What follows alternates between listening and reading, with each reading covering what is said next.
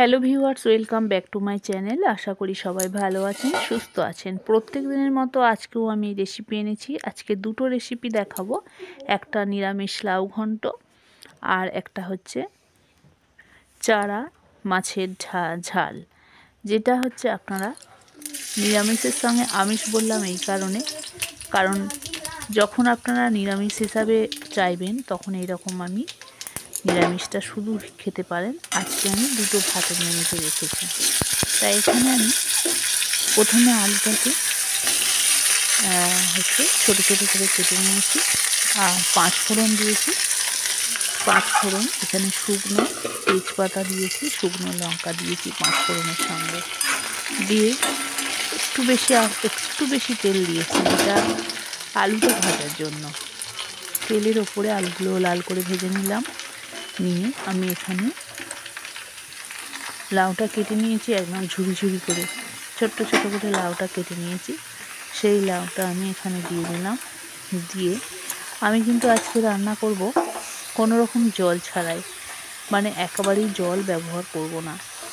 এই লাউ কিছুক্ষণ ঢেকে রাখতে হবে সামান্য লবণ দিয়ে, আর সামান্য হলুদ দিলাম। দিয়ে এটাকে ঢেকে রেখে দেব। কিছুক্ষণের পরেই এটাকে মধ্যে টুকু করে জল বেরোবে, ওই জলের মধ্যেই কিন্তু রান্না হয়ে যাবে। দেখুন, কিছুক্ষণ আমার এটা ঢাকা ছিল, ওই ঢাকা অবস্থায় আমি অন্য কাজ সারছিলাম। সেই সময় ফিরে এসে দেখলাম লাউয়ের মধ্যে জলে ভর্তি হয়ে গেছে। আমি কিন্তু কোনো রকম জল এখানে ব্যবহার করলাম না, জল ছাড়াই এটা জল বেরিয়ে গেল। এখন আমি এটাকে ভালো করে আরও কিছুক্ষণ এটা সেদ্ধ করতে দেব, কারণ আরও বেশিক্ষণ রান্না করতে হবে এটা।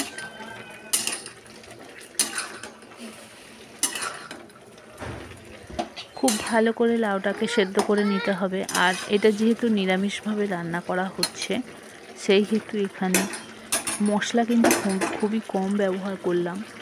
এখানে লাউ ঘন্টতে মশলা সেরকম কিছু লাগে না। সামান্য আদার জল দিয়েছি, এখানে আদাটা দিয়েছি।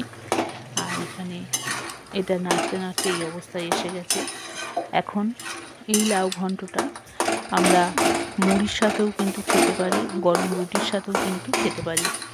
লাউ ঘন্টটার মধ্যে আমি সামান্য লবণ দিয়েছি আর হলুদ দিয়েছি আর 5 ফোড়ন দিয়ে এটাকে আমি রান্না করলাম। তেমন কিছু মশলা ব্যবহার করলাম না, কিন্তু খুব সহজেই লাউ ঘন্ট রান্না হয়ে গেল। এখন এই লাউ ঘন্টর মধ্যে আমি সামান্য দিয়ে দেবো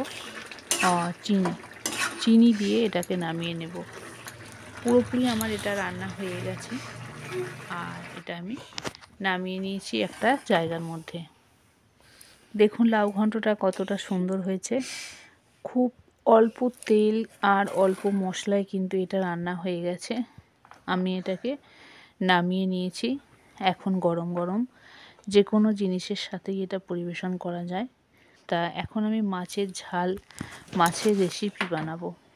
এখানে দেখতে পাচ্ছেন ছোট ছোট চারা মাছ এনেছি, এটাকে আমি রেসিপি বানিয়ে দেব। তা এখন মাছের রেসিপিটা আমি একটু শেয়ার করলাম, কিন্তু কিভাবে রান্না করব সেটা দেখিয়ে দেব। প্রথমে আমি চারা মাছগুলোকে পরিষ্কার করে ধুয়ে নিয়েছি। এখানে নুন আর হলুদ ভালো করে মাখিয়ে নিচ্ছি। একটু জল ঝরানোর জন্য বেশক্ষণ আমি এটাকে ধুয়ে বসিয়ে রেখেছিলাম। কিছুটা জল ঝরে গেছে। এখন আমি এটাকে গরম তেল করতে দিয়েছি কড়ার মধ্যে। এখানে আমি ভালো করে ভেজে নেব।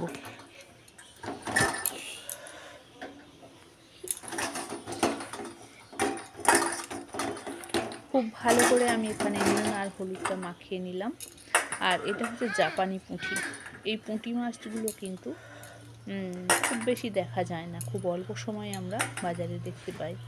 তা এটা হচ্ছে জাপানি পুঁটি। আমাদের দেশের পুঁটি মাছগুলো ছোট্ট ছোট হয়। এই পুঁটি মাছটা আমি নতুন দেখলাম, তাই এটাকে নিয়ে নিলাম। পুঁটি মাছের সঙ্গে সামান্য বাটা মাছও আছে। তো এই মাছগুলোকে আমি তেলটাকে পুরোপুরি গরম করে নিয়েছি, কারণ খুব ভালো করে তেল যদি গরম না হয় সেক্ষেত্রে কিন্তু মাছ কিন্তু ভেঙে যাওয়ার সম্ভাবনা থাকে, তেলও বেশি লেগে যায় এবং মাছও কিন্তু ভালো করে ভাজা যায় না। তাই এই রকম ভাবটা তেলের মধ্যে আমি এখানে মাছগুলোকে তুলে দিলাম। এবার হালকা হালকা করে আমি এগুলোকে ভেজে নেব।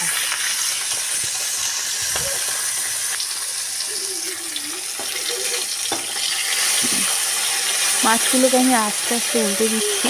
এইভাবে আমি ভেজে নেব সব মাছগুলোকে।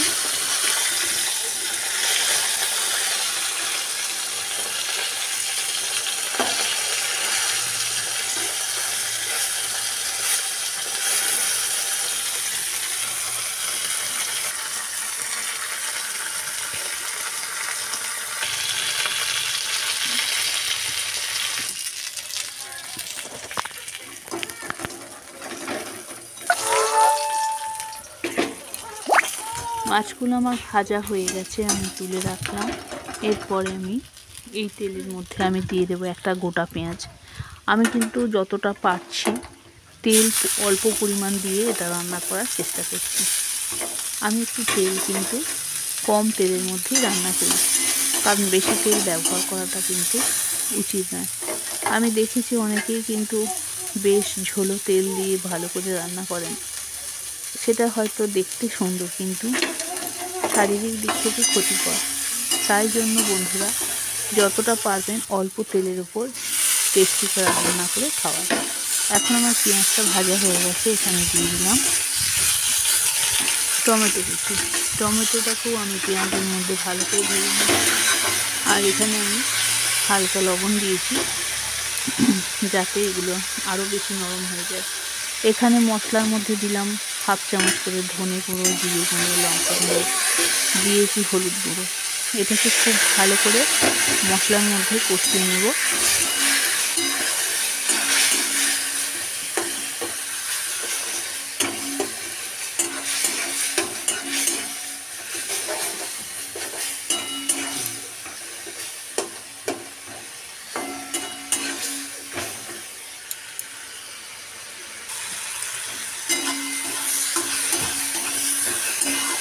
খুব ভালো করে মশলার মধ্যে আমার কষানো হয়ে গেছে।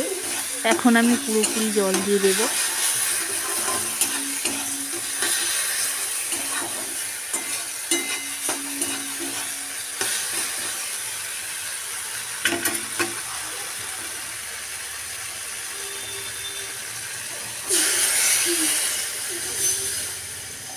এখন এই ঝোলটা আমি ফোটাতে একটু সময় নেব। এটা একটু যতক্ষণ না ফুটছে ততক্ষণ কিন্তু মাছ দেব না। এই ঝোলটাকে একটু ফোটানোর জন্য একটু সময় লাগবে।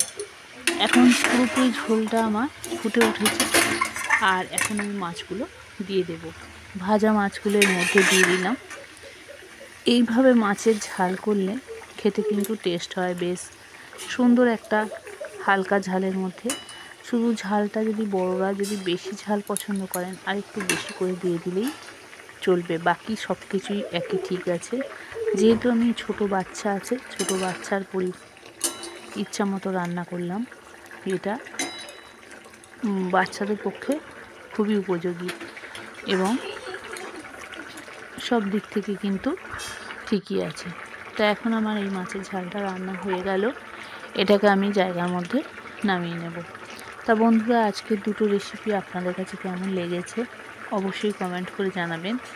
ভালো লাগলে চ্যানেলটাকে সাবস্ক্রাইব করে নেবেন, পাশে থাকা বেল আইকনটা প্রেস করে দেবেন, তাহলে প্রত্যেক দিনের নোটিফিকেশন আপনারা খুব সহজেই পেয়ে যাবেন আর নতুন নতুন ভিডিও আপনারা দেখতে পারবেন। তা বন্ধুরা, প্রত্যেক দিনের মতো আজকেও যে রেসিপিটা বানিয়েছি সেটা অবশ্যই কমেন্ট করে জানাবেন কেমন লেগেছে। এখন আমি দুটো রেসিপিকে আরও একবার আপনাদের সঙ্গে উপস্থাপন করলাম। তা বন্ধুরা, প্রত্যেক দিনের মতো আজও আমি বিদায় নেব। দুটো রেসিপি কেমন হয়েছে আজকের মতো জানার একটা প্রশ্ন রাখলাম। তাই এখানে লাউ ঘন্টটা সম্পূর্ণই নিরামিষ হয়েছিল। নিরামিষ দিনেও কিন্তু আমরা এইভাবে ঘন্ট করে রুটি পরোটার সাথেও কিন্তু খেতে পারি। রাত্রিরে দৈনন্দিন জীবনে আমরা অন্যান্য তরকারির মতো এইটাও আমি লাউটা ঘন্ট করে খেতে পারি আমরা। তা বন্ধুরা, এতক্ষণ আমার সাথে থাকার জন্য অসংখ্য ধন্যবাদ জানিয়ে এখানেই বিদায় নিলাম। টাটা।